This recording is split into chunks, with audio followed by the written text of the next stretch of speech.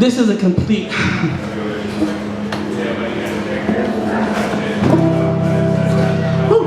honor. So Erica, where's she at? And so I don't screw up this moment, and to do you justice, you and your family, I'm going to have my words here. The song I wrote for Erica is called I Chose the Light.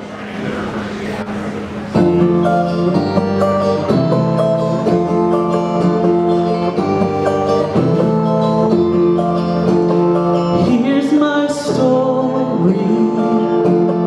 Here's my glory. A girl and a twister. A mother and a sister. When I feel that I'm of no worth, I disconnect and I hurt. I look frail, but I face the storm. Gotta carry my shield and sword.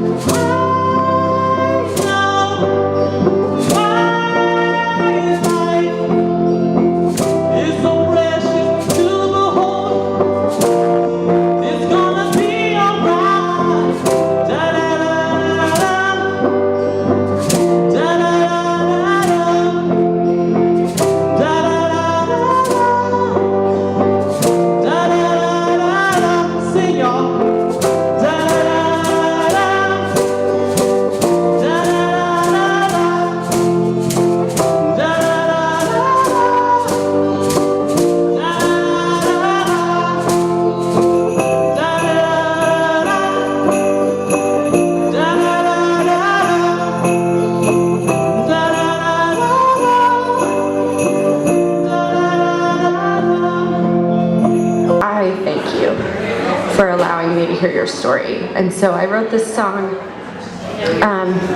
and it's called Jessica's Song. And I really hope that it makes you proud.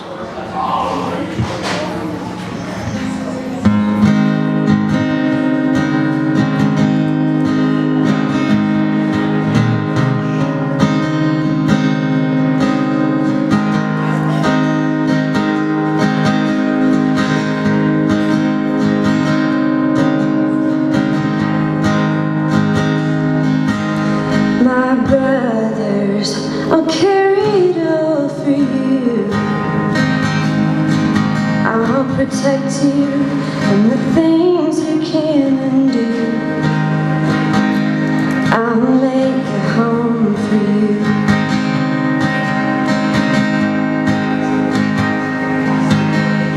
And I left the darkness over my head. Choose another day of life instead,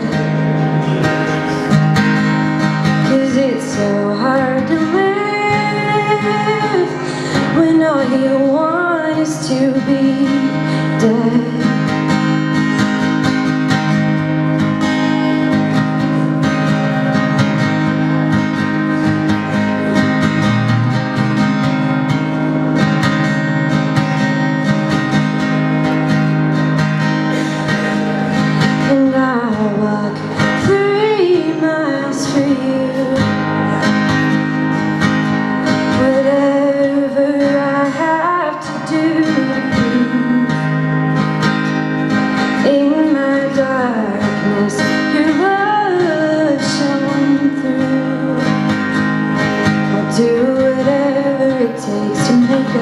For the time we had to lose. My daughter, I'll stand tall for you. And those babies we have to hold on to. I'll be brave so you can be brave too. I promise I'll always be there for you.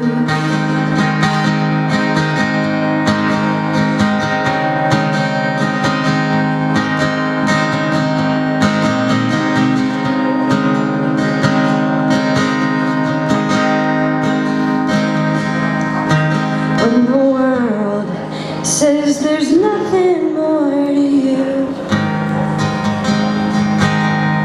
than what you've done or you've been through, I'll share my story so you can know the truth, that your life is worth more than you ever knew, that your life is worth far more than you ever knew.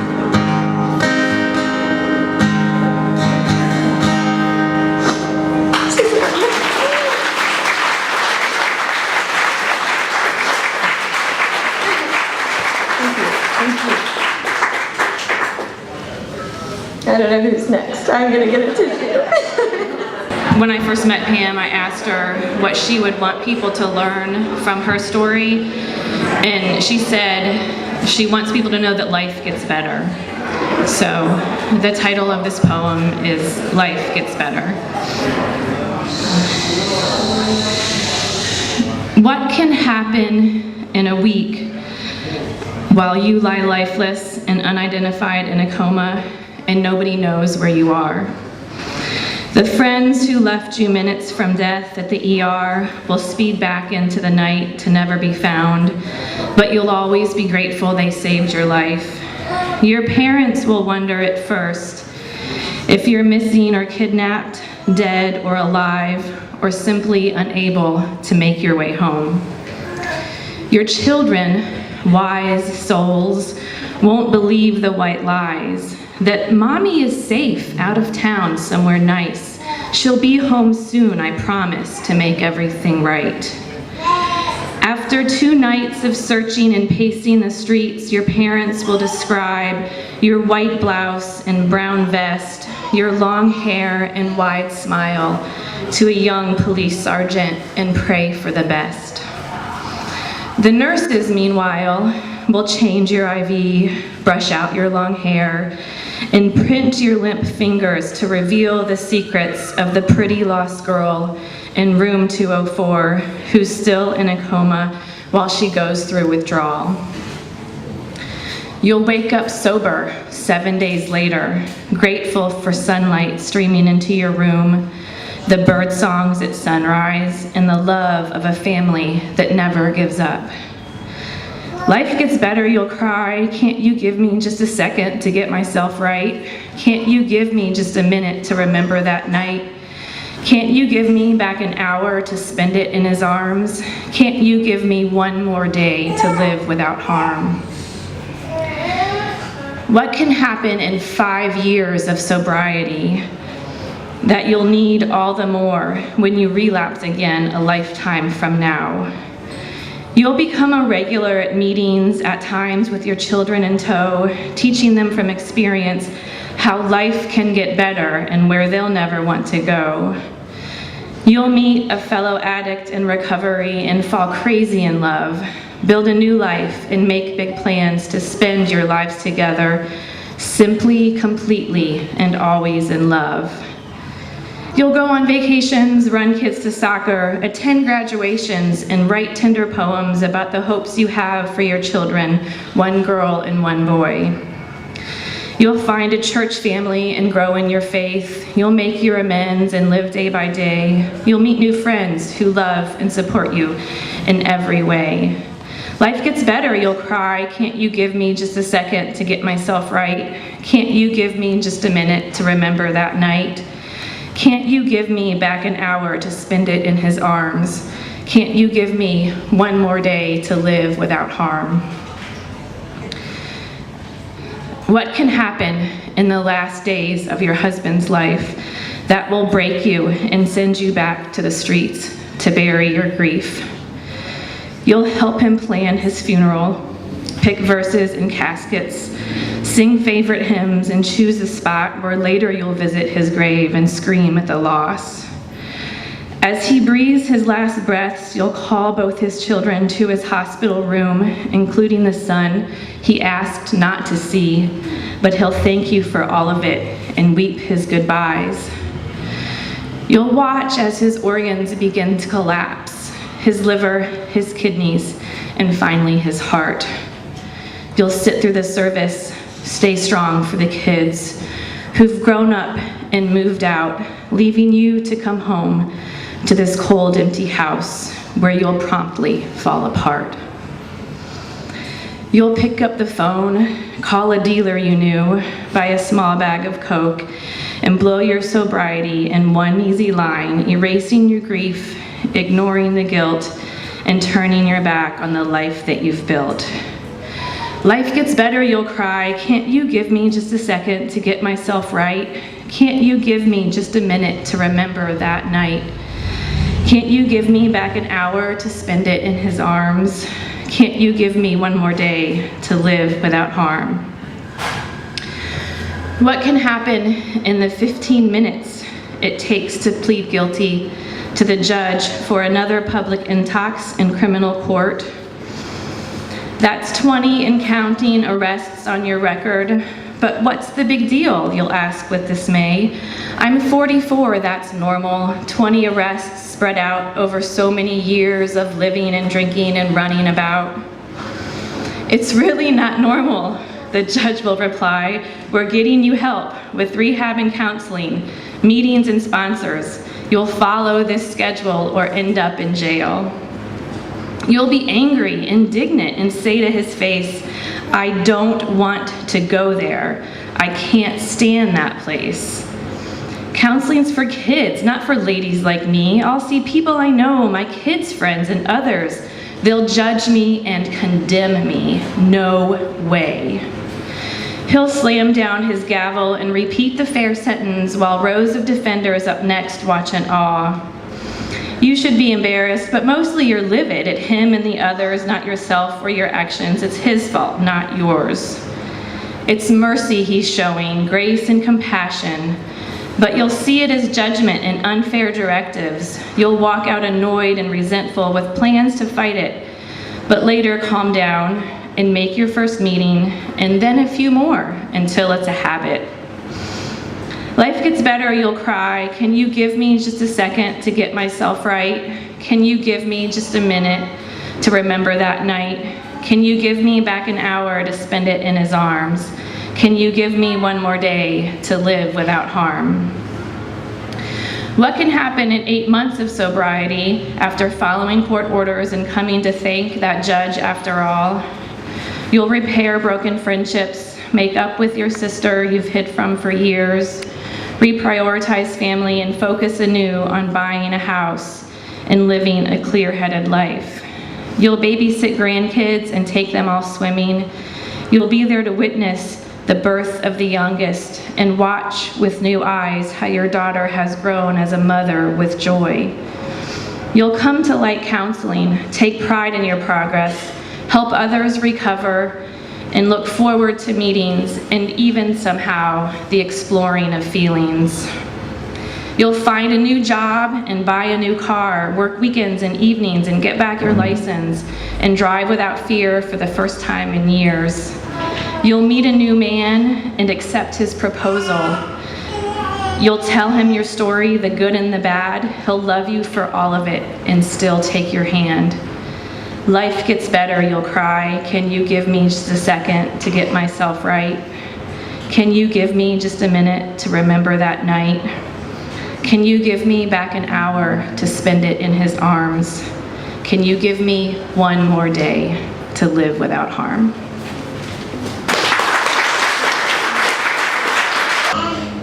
September 8th, 2012, this made front page news, Mansfield News Journal and Bucyrus Telegraph Forum. Pro wrestler in a very real fight. I'm going to read from that article. The photograph depicts a man sitting next to his wife holding their 3 sons. A man is a picture in a picture.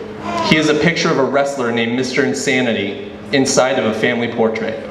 They are alter egos of a man whose heavy doses of reality can hit like a wrestler.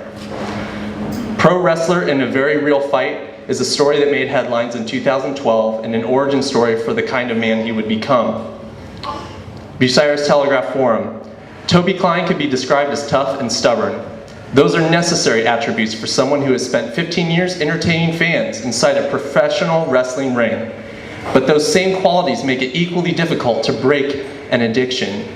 For the 33-year-old known as Mr. Insanity in the ring, it's been quite a journey. Klein has been taking heavy doses of oxycodone. His habit was costing him $90 a day. It was also nearly costing him his marriage and his life. The addiction. For a good 5 years, I wasn't doing well. I don't want to blame it on death match wrestling, but I would take painkillers before or after matches, Klein said. The Shelby native became a fixture on the independent circuit for more than a decade, traveling the Midwest and the East Coast against the likes of Necro Butcher, Madman Pondo, Sabu, and others in a hardcore style that is more about using light bulbs and tables to inflict pain than conventional holds or arms bars or headlocks. Wrestlers who choose to work the indie circuit adopt a lifestyle that features a lot of travel, easy to access drugs, and little accountability.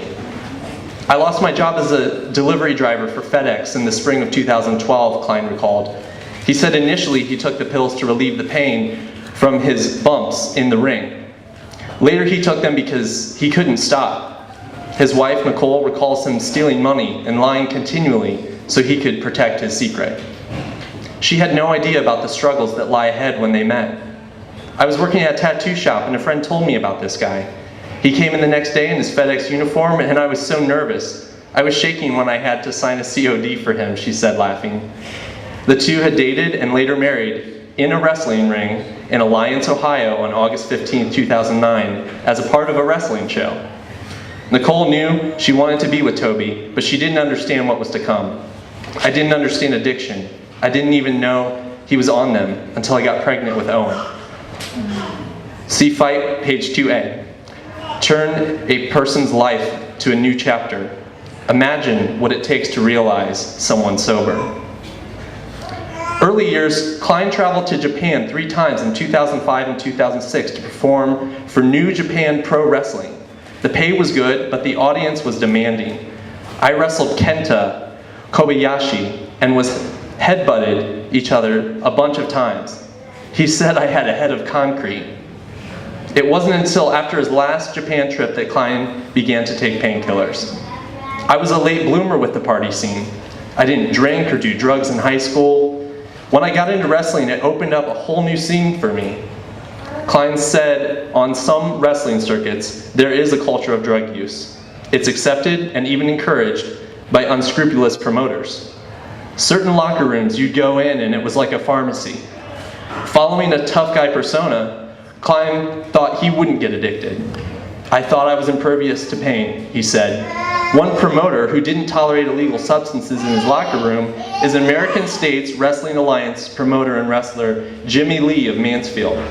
Lee first saw Klein as a teenager trying to break into pro wrestling. I remember when a young skinny kid came to the ASWA Pro Wrestling Training Center to go for a free tryout. He was nervous and scared like all the others that went through it. The two have battled in the ring for over the years and remain friends today. He would flip and fly around the ring doing crazy and dangerous things just to get the upper hand, and the fans loved it, Lee said. Wrestling is about entertaining fans, and Klein is a natural ham. No matter where he went, he always entertained fans of all ages with his charismatic persona. Between his in-ring skills, his barking at fans and opponents with his Mr. Insanity persona, he always kept the fans on edge and in their seats. Standing with him, being coy and cunning to convince fans of your antics pays off in the ring, but it can lead to a troubled marriage. Toby was lying to me, his wife said. I knew he was doing the pain pills, but I didn't know how much, Nicole said. Money was missing. We owed money to people. We lived in a rundown apartment. I said, I can't be a part of this. But she stayed, even though he got real good at lying, she said.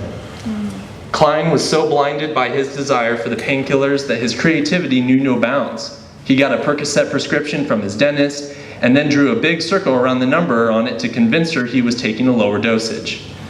It looked like 5 milligrams instead of 25. I wanted to believe in him, she said, but the money was running out and their best friend paid their electric and water bills. Nicole's patience also was running out. A change of address was what the couple thought they needed, but Toby's addiction was still raging. I wanted to take them regardless at that point, he said. The Kleins started attending church, and Toby worked at the former Bucyrus Blades. My addiction got worse. When I was at work, I'd go outside and throw up the pain meds every day. I was overdosing over and over, he said. Toby said it was about 6 months before he finally came clean with his wife. I've had enough of being sick every day. I was tired of the secrets, the lying about it. I was robbing from my family, he said, needing help. It was at that point that Toby decided he couldn't beat his opponent by himself. I told her I couldn't do it on my own. Mr. Insanity then made a very sane decision. He called a friend from their church and they talked for nearly 2 hours. I decided I wanted to do rehab. I called several and finally did an intensive outpatient rehab at Kennedy Center in Dublin.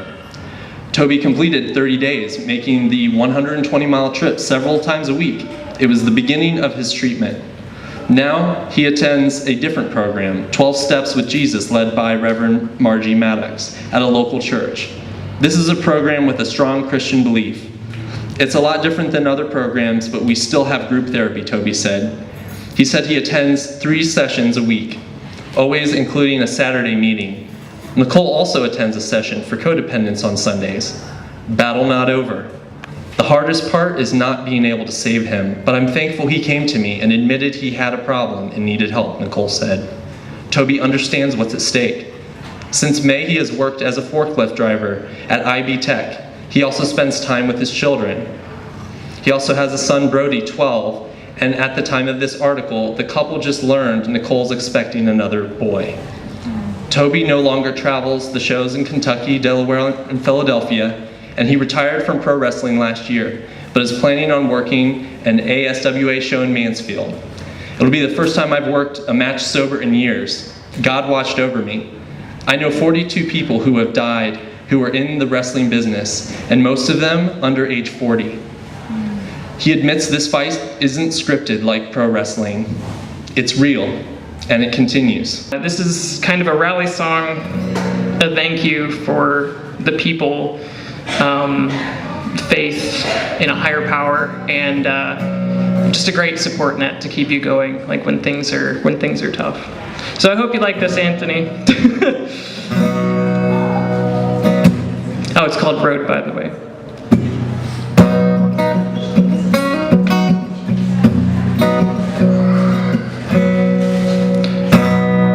When you don't know which way to go, it's a long way home, and I've been driving down this road since I was a kid, but I got older. Feels like more than a second chance.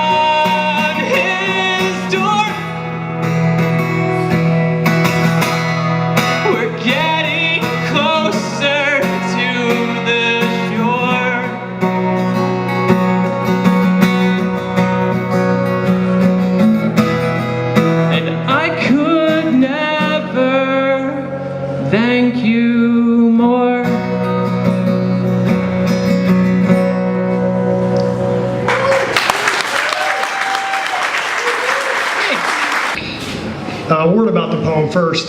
Through this poem, I just hope to show her that she is not her trauma or the mistakes of her past. I want to inspire her to identify with that place inside of her that cannot be touched by pain. And we each have a place inside of us that cannot be touched by pain, and that is what we need to identify with. So, in the spirit of self-forgiveness, this is, you are so much less than you believe yourself to be.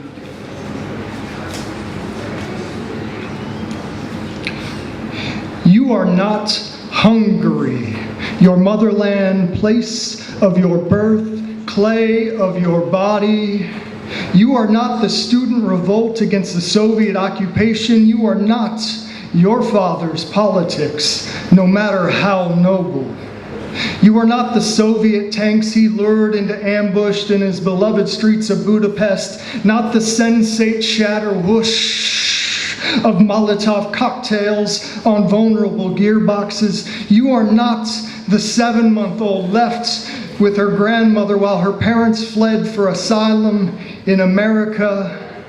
You are not political collateral, not a bargaining chip used to entice their return to imprisonment or execution. You are not the reunion with your parents 7 years later in this alien land of cowboys and Coney Islands. You are not the culture shock, not the isolation of being lost in the sea of this strange new language. You are not your mother, who locked you outside to wander suburban streets in search of belonging. You are not the prayer after prayer that each plane overhead might be the one to bring your grandmother back to you.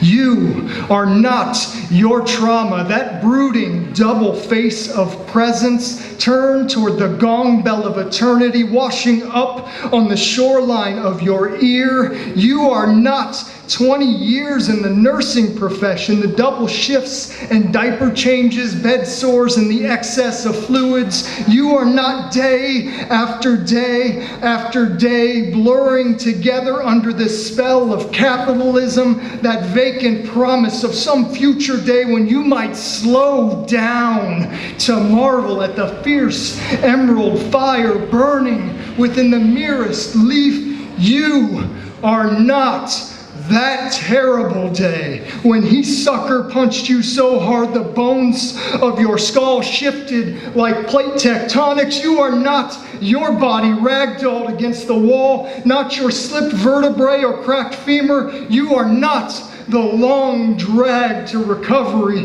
the endless physical therapy double shifts working through the pain. You are not your prescription for Percocet. You are not the freshly filled script stolen from your purse, not the imminent withdrawal. You are not that autopsy for the living, the tidal wave of pain looming in the days ahead. You are not the primal desperation that edged you into the nursing home's pharmacy, not your incriminating fingerprint logged on the room's biometric lock. You are not those bad decisions. You are not your fear of moral failure. This brief flirtation with the abyss does not undo years of walking a righteous path. Draw close to me, my friend. Draw close. Grace is for those who have fallen. Draw close to me, my child. I forgive you with an embrace. Draw close to me, mother. Hold me as you did when I was a child. You were made to love and to be loved. And now you must rise. There is redemptive work to be done.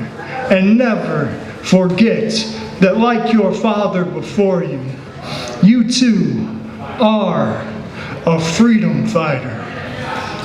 Thank you. Something very wonderful in this case is that this place is full right now. And there's a lot to be said about a support system, and this is a wonderful support system provided by this community and the people doing work within it.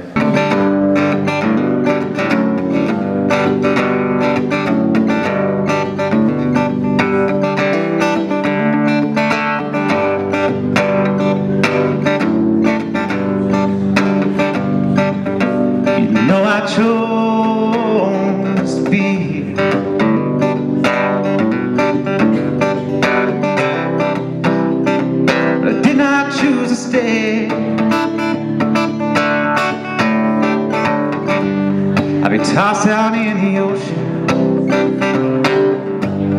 The captain had his way. Who knew they'd be so sensitive? An empty storeroom shelf.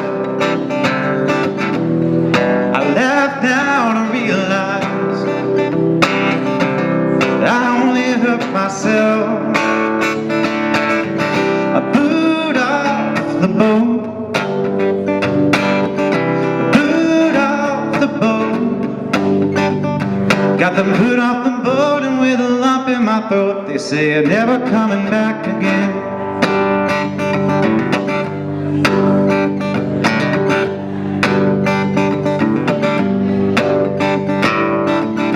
On my first-hand vacation, in the midst of summer heat, I took the full occasion and finally found my feet. How could I take so long to find out what I've done? And I tried to hurt myself, I hurt everyone. And I got boot off the boat, boot off the boat. I got the boot off the boat, and with a lump in my throat, they say I'm never coming back again.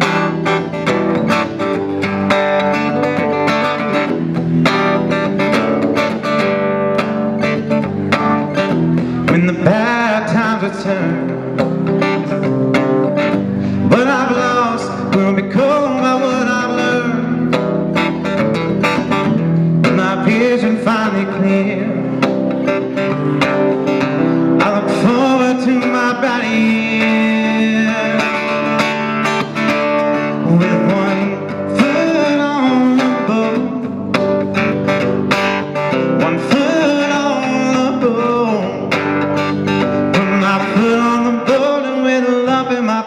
I said I'm finally coming back again.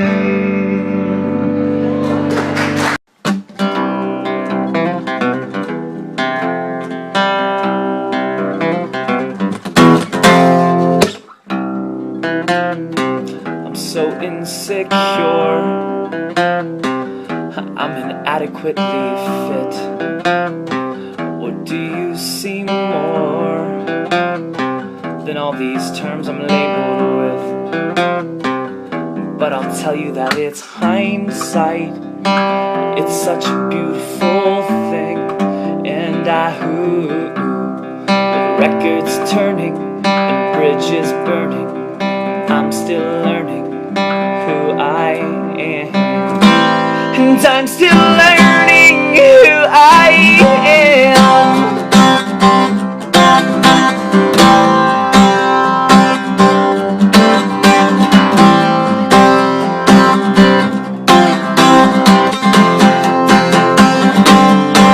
As they start to come into recovery, welcome them back into community, give them the support and help that they need, and we can do this. We can turn the corner in people's lives. We can absolutely do it. Do things my way, lonely Sundays. Gonna make way for a messed up Monday. Said it's gonna be a messed up Monday. Said it's gonna be a messed up Monday. Ultimately, I'm here to let you guys know that there's still hope. I don't like to go too much in depth on where I used to be at, but at the same time, I don't forget where I was brought from. It doesn't matter how bad of a situation that anybody in addiction finds themselves in, whether it be you personally or somebody that you care about, there's still hope. Hindsight, it's such a beautiful thing. And with the records turning and bridges burning, I'm still learning who I am. And I'm still learning who I am.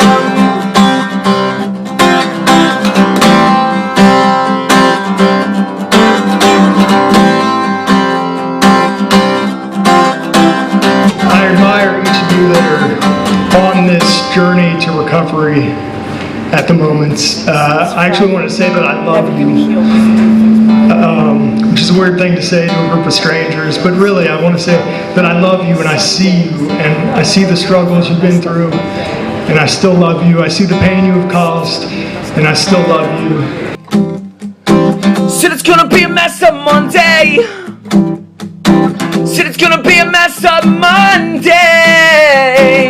it's gonna be a messed up Monday.